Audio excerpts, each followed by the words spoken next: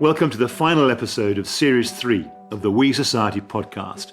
But today we're in the rolling Gloucestershire countryside for something a little different, yet still true to what the We Society is all about. Our guest is one of Britain's most celebrated novelists and storytellers, Ian McEwan, whose canon of work has won him the Shakespeare Medal, the Europa Prize, in 2020, the Goethe Medal, and just this month he was awarded the Commandeur des Arts et Lettres. Developing great narratives should not be the preserve of great fiction, argues Nobel Prize-winning economist Robert Shiller. If social scientists want to explain themselves to a wider world, they need to develop the art of the compelling master narrative and use it to get their ideas across. Ian McEwan is such a master. His latest novel, Lessons, is in my view a master work. But the arc of an indicative liberal's life in post-war Britain, the subject of Lessons, is but one of his many preoccupations. They include biology, computer science, neuroscience, journalism, even social science. His common theme is truth and evidence seeking, all throwing up troublesome moral choices and the overwhelming emotions they trigger.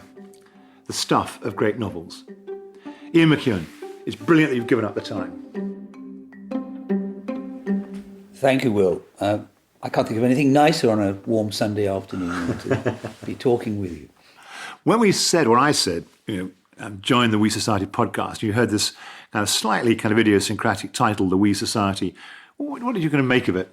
Yeah, I thought it might be the Zamyatin Appreciation Society after his great novel. But anyway, we rather than them or us. We, yeah.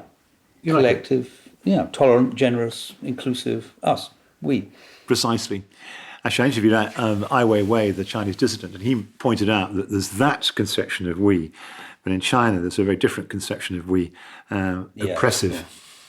Of course, I mean, like the word people, which you might think just refers to everyone you know and everyone you see in the street, but when the people have decided, and you find yourself in prison for writing an awkward book or an awkward piece of journalism, then the people becomes a very barbed and rather odious concept.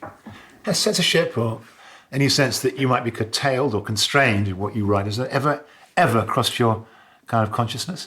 Early on in my career, I got a television play banned, but that was because of its sexual content rather than anything political. And many years later, I think about 25 years later, it was shown on television and no one even noticed. Times move on. Yeah, so not everything's getting worse. Generally and relatively, compared to many, many other countries, and they're on the increase, this has been a free and open society to write novels in. Now, Lessons is the kind of arc of a life. The character, Roland, is, I think, the same age as you, Ian. Isn't that odd? And the reason I liked it so much was this kind of interface between the kind of indecisions and anguishes of a liberal intersecting with major national and global events, even kicking off with losing his virginity to his music teacher because the world might be blown up with the Cuban Missile Crisis. And how much does it reflect your own experience, your own sense of kind of a helpless liberalism or a feeble liberalism interacting with events beyond our control? Well, I think that just as certain songs can form the soundtrack for our existence, so do international crises or national crises. They become part of who we are and what we are. And even for people who take no interest in the news and don't read newspapers, they will be shaped by it, I think, by a certain kind of optimism, pessimism in the air, that spectrum. Times when you feel that you're living in an era of possibility, and other times when you think we're all going to hell in a handcart. I think a good index of whether culture, the political world, can judge itself is, do we think our children are going to have a better life or more opportunities than we did? At the moment, I would say, I feel, speaking as a sort of 68er, as it were, that generation, and who lived in an expanded set of opportunities from the state. I was state educated all the way through. That it's a lot harder for a young person now than it was then. Even contemplating things like rents. If you were a young writer in 1972 in London, like me, like I was, my rent was £24 a month for a 3-bedroom place in South London. And although I was living on £500 a year, I felt I had everything I needed. Enough in the way of paperbacks or library books, enough to eat and drink. We didn't have many machines to run, and education was free. University education was free. Admittedly, only 6% of us went, and I think that is an important consideration. But generally, it was the Augustan age of rock and roll and paperback books and possibility. And that seems to have narrowed. It seems to have shrunk. The world seemed to have both got filled with more people and shrunk at the same time. The price of a chicken in the supermarket was the same, had gone up by the same rate as a house price from when you were in 1972. A price for chicken would now be £50. It would taste a lot better because it's a transactional matter. People who are tested on wine, if they're told it costs £50 a bottle, really enjoy it. So, yeah, chicken would have tasted a lot better, Will. But apart from that, there's a sense of this buying in your own house is not possible. There's this in your novel where you say, there's a great, I have to, it's such a great line that I just have to read it to you. I just, because you're actually kind of talking about, it's my generation as much as your generation. You talk about us, lolled on history's aproned lap, nestling in a little fold of time, eating all the cream. Yes. Our generation. We're the cats who got the cream. And, for those who can help their children buy a house or even rent a house, it's one thing. But I think that's a minority. There's a whole generation now who have no hope of ever buying a house. I mean, even if they're in employment in a £35,000 a year job, there's no chance. It's just not possible. But coming back to your original question, part of the first thought I had about this novel was to write a list of international events that had impacted my own life. And the very first one was the Suez Crisis. But I was only 8 years old. I understood absolutely nothing about it. I just found myself bundled into an army camp. I was living in Libya. My dad was a soldier, an officer. Which, of course, Roland does as well. Yeah, so I gave all this to Roland as his first experience of an international event. My mother, by a stroke of incredible fortune, was in England. My father was way too busy. I saw him in the distance striding around with a revolver strapped to his waist. And so myself and a handful of school friends just lived a life that was so free that I'd never touched on before. So the Suez Crisis for me was, not what the Suez Crisis was if you were at Sèvres for the secret meeting, with the French. But it gave me a taste of freedom that never really left me. And I think now, in retrospect, for many years contemplating this, it was one element that pushed me towards wanting to be a writer and never have a job. Just this taste of, for example, hanging out in the machine gun nests with the soldiers who thought there was going to be a nationalist uprising in Libya, which is why all civilians were herded into camps.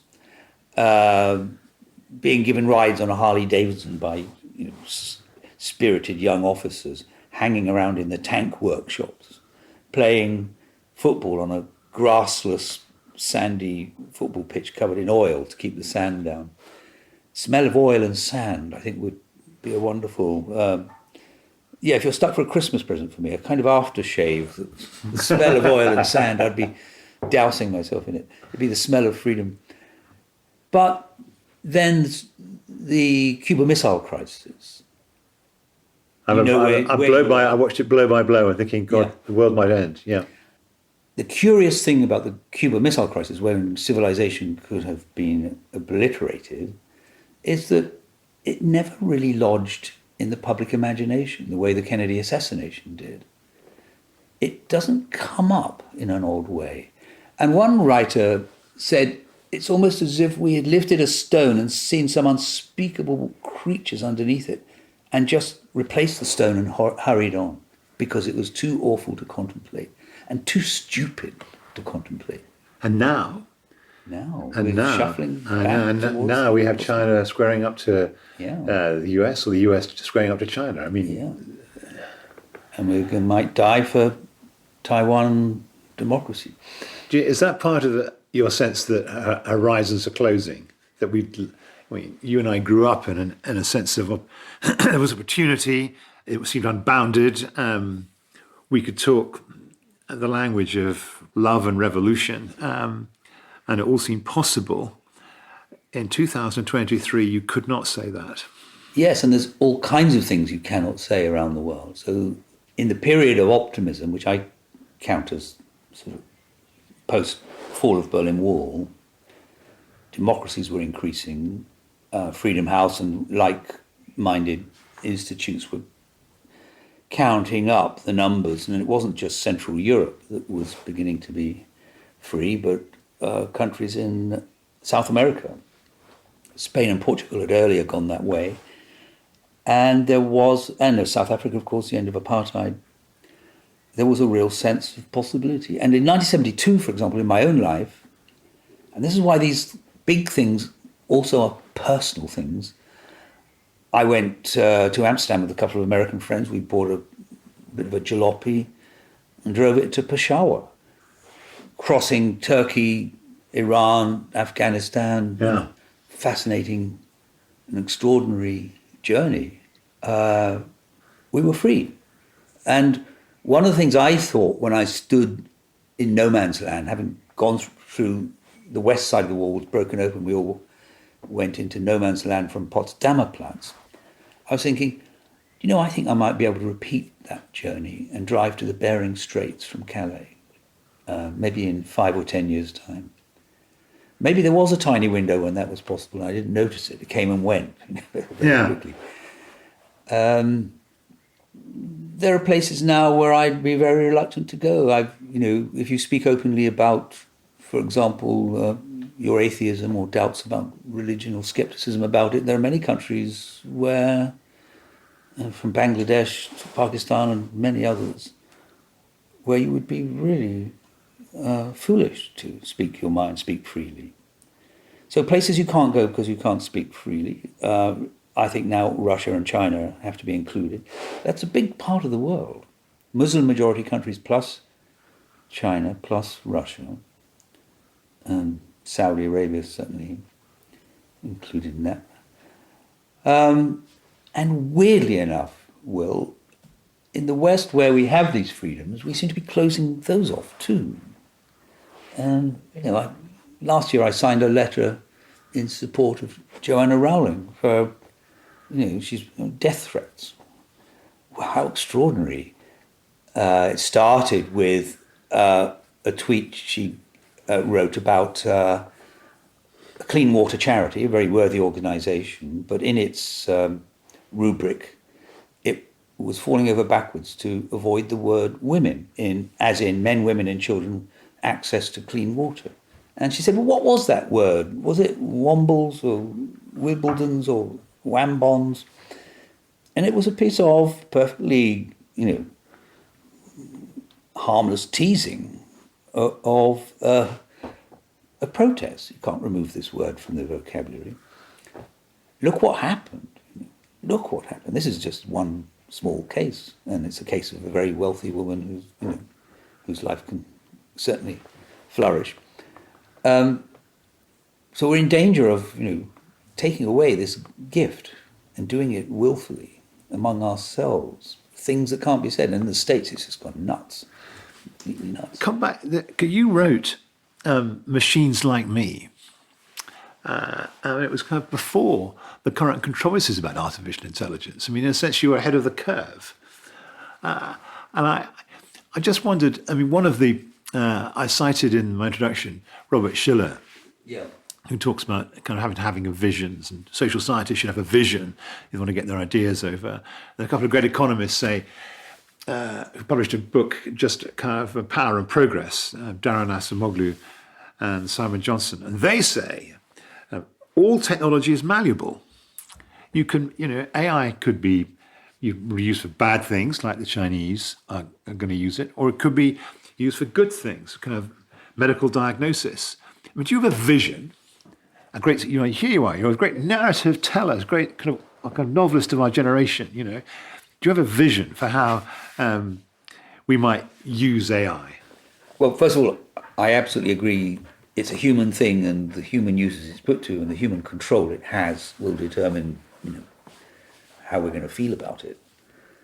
Again, I think in binary terms, let's say China and the West, there's the problem of state control of it in China, and there's a problem here of commercial control of it. Exactly. And that is the division we have. So there must be, certainly in the West, some kind of Wikipedia, as it were, an old-fashioned early internet romanticism that we have to return to, where we're in a collective.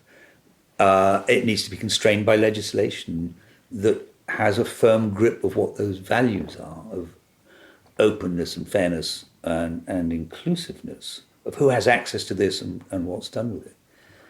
And we're only at the very, very early stages. We've hardly got our toes in the water, ChatGPT and so on, and the fourth iteration of OpenAI's software. Most of us, as has been the case now for a couple of centuries, are like innocent children in a forest of giant redwoods. Our understanding, most of us could not tell you how a two-way electric switch works, let alone. So, it all seems to be a miracle, by the way, that when I turn a light on at the other end of the hall. But that requires a vision. And I heard a conversation you did about 6 things you love that aren't very well known about. I immediately thought, even before you started speaking, well, that's going to be 6 things that we'll no longer love because everyone knows about them. But anyway, you said something right at the end about a clause 172 or something of the responsibility put on businesses that seemed far-reaching. Section 172 of the 2005 Companies Act. Marvellous. Yes. I didn't know about it, and I thought, actually, you're right. Let's translate that vision to a notion of what AI can be. And it needs that kind of statement, firm grip of what an open society is, for example. And you see its failure. We saw it last week, with policemen rounding up and arresting people who've got a different view on the role of the monarchy. The law on unintended consequences. Yeah. The membership of Republic has doubled since then. I know. Yeah, it's gone from 2,000 to 4,000 or something. But yes, it's doubled. But it does need, and the trouble is, I don't feel it's in the air at the moment. It needs values, and those values need to be generally agreed. And I thought the spirit of those values was in your 172. It is. Actually, you've really got one of the things that these 2 economists that I quoted. Maybe you should just tell what's in 172, because it. Yes, I should do that. In 2 sentences. Section 172 actually came out of the state we're in, which I wrote nearly 30 years ago, and I read it in TypeScript. and you gave it an endorsement. Thank you. But it simply says that actually the responsibility of the directors of a company is much bigger and larger than the promotion of the share price and immediate short-term profits. You have a duty of care to your employees, to your customers, to your stakeholders, and to the wider society. This doesn't have the force of law, or even that it is part of the Companies Act. And there's been big debates about to what extent it should be legally supplant the notion that all a director has to do is to maximise a share price. But it is there. Yeah. Suppose you transferred all that, those duty of care, AI, to users of AI. It would be devastating. Yeah. It would be really devastating. it would have to come out of the hands of commercial interests. I mean, they could still run it and make profit on it, but they would have to be in the law. It would need enforceability. In other words, if you suddenly thought, AI, this kind of open AI stuff, marvelous opportunities for pornography or whatever, well, that doesn't serve everyone in the ways that 172 does. So I thought you had answered your own question by proposing to me or teaching me something I had never heard of, the idea that a business is a social entity and is rooted in our collective sense of selves and has a responsibility to all those around it and not just the shareholders, is something deeply applicable to how we approach AI. We're heading towards, I mean, let's suppose we had it even at the best, we still would have this binary conflict between state-controlled AI in China. And they've worked very hard. They probably have maybe 150,000 people now working on censoring just the old-fashioned internet. Well, it's beyond Orwellian Big Brother. I mean, you can the social control where if you even jaywalk, a message will come from party HQ or from the kind of central authority on your mobile telling you what you've offended. You've now got 3 points. And if you do it again, you're going to have 6 points, and you'll lose your license to walk about, and you'll be able to get a mortgage or whatever. It's extraordinary. I mean, and of course, I mean that in a way is what this coming fight, war in Taiwan, if it ever comes to that, will ultimately be about. Yeah, absolutely. But I can imagine the voters in Detroit saying, "I don't want to die for 28 million Taiwanese." And they might vote accordingly, and we still are faced with the spectre of Trump. Do you think your values and the values you and I share are indivisible? I mean, you've won the Goethe Medal. You're about to get the Commandeur des Arts et Lettres. That's France and Germany speaking. I mean, that's European values. But I mean, do you think the UN Declaration of Human Rights has got Enlightenment values? Yeah. But are they universal? I mean, the Chinese would say, well, no, we have other value system which we're trying to promote the greater good of the greatest number in Benthamite terms for 1.4 billion people. Isn't that a good thing? Yeah. Well, odd though that you have to lock people up to do that. Largely, I think, is to keep the Communist Party of China in place, less about the 1.4 billion. It's perfectly possible to spread opportunity and wealth without locking people up, without locking up journalists and poets and novelists and scientists and people who speak out, or citizens who speak out. So, do you feel a personal, as a writer, have you felt a responsibility, in a sense, to the world of letters to speak out when you see arrests, when you see cancel culture, when you see the fat war against Salman Rushdie, as I know is a friend of yours. I mean, yeah, I spent a lot of time on that with him. I sign letters, I send money. I'm not, by many other standards, an activist, because I'm also sort of protecting this world in which is the only way I can write a novel. I can't go on. I mean, I'm constantly invited to go and speak at this and that. I need the privacy and quiet to devise the structure of a fiction. I can't do it and be on the road for the 1,000 very good causes that are going. So that balance has been a constant feature in my life. I really care about this or that. But then do I want to fly to Lisbon and say so when, for a start, I don't think it's going to make much difference, but also my central concern, and has been for 50 years, is to write fiction. Where do you get the ideas from? And one of the things I'm always struck by, I mean,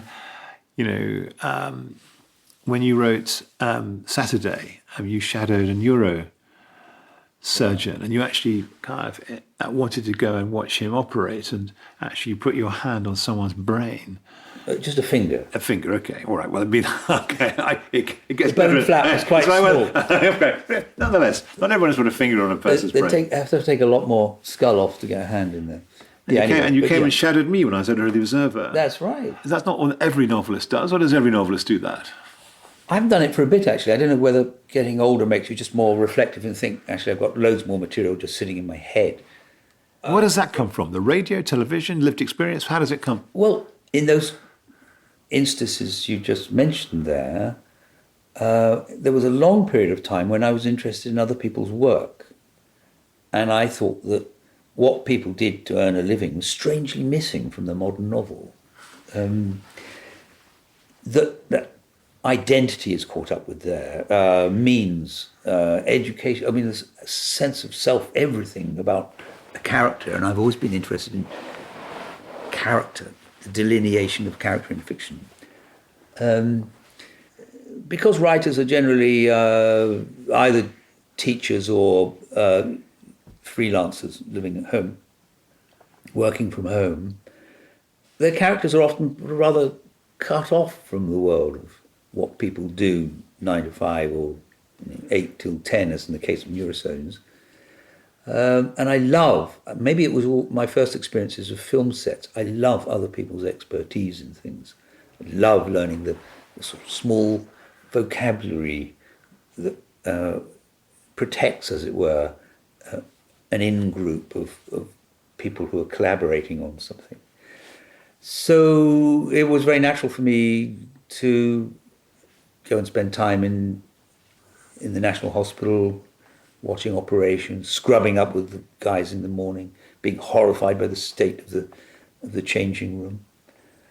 I mean, can you imagine it? These are neurosurgeons, and on the laboratory door it said, "For the 10th time, will you please lift the seat while urinating?" These are guys who can have their hands in your brain. You think, my God. But details like that are irresistible. These are not gods. They have feet of, and other parts of clay. And I've spent time in solar laboratories, and came to one of your news conferences, sat in a BBC news conference for radio when I was writing Ploughman's Lunch. I'm interested in the realist novel. I mean, that's what most of my fiction has been, with one or two sort of breakouts from it.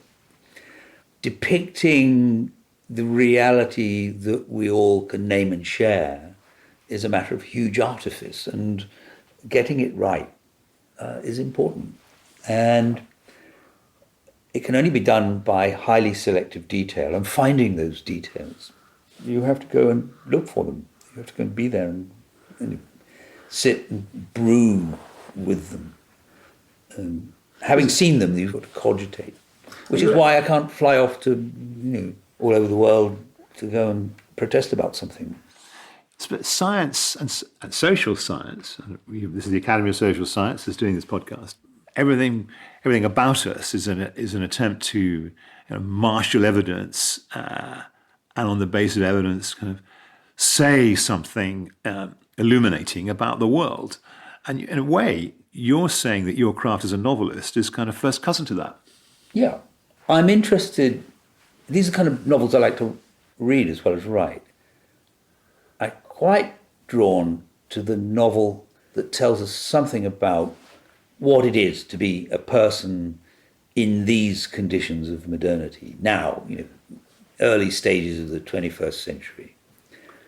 I'm writing, or trying to write at the moment, a novel based on the premise that the humanities, for all the turmoil and catastrophes that the world have gone through in the next 4 or 5 centuries, so this is the 26th century, that it survives.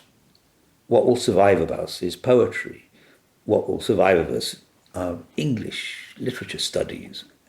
So this is trying to see the 21st century, which is the period that my hero, my narrator, specializes in, through the lens of, or 10 lenses as it were, of a fairly remote future. Most science fiction is based on the idea that it's like, like Dune. We're all living in a desert or crouching around a peat fire, remembering, how our great-great-great-grandfathers could stand under a stream of hot water in February and douse ourselves in luminous liquids to make our hair shiny. No one believes that anymore. No, what about someone in a rather seedy, run-down humanities department in a university in the year 2560, trying to write a book about a completely invented poet of our time, sort of equal of Seamus Heaney. I've read biographies written now, say, of 16th century poets that get right inside their love life, right inside their communications. People try it with Shakespeare, it's rather difficult. There's not much private stuff about him. What happens when you have at your disposal the 87,500 emails that your subject of study sent in a lifetime? You have to have artificial intelligence to sort it out. Yes, you need really good search engines because you're never going to be able to read them all yourself.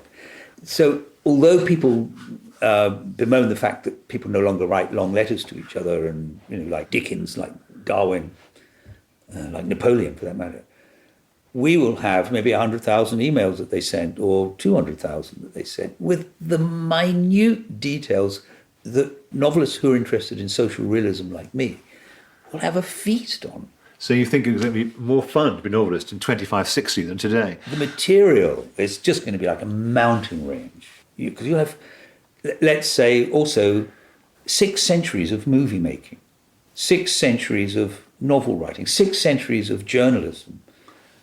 And it's all there, retrievable. And let's say all the private encrypted communication that's on, say, WhatsApp, all stripped open by AI and by quantum computing and advanced, traveling salesman problems. So you don't find this world dystopian? It doesn't frighten you? You think freedoms will be preserved in this world? Well, I'm just postulating how the realist novel has a future. We're reaching the end. I just want to ask you, I just want to read back that quote from Lessons. Our generation, lolled on history's aproned lap, nesting in a little fold of time, eating all the cream. It's kind of Shakespearean. Well, thank you. Yeah, it is two iambic pentameters, I know you say. Where do those words come from? How does it happen that you write stuff like that? I mean, it's magical.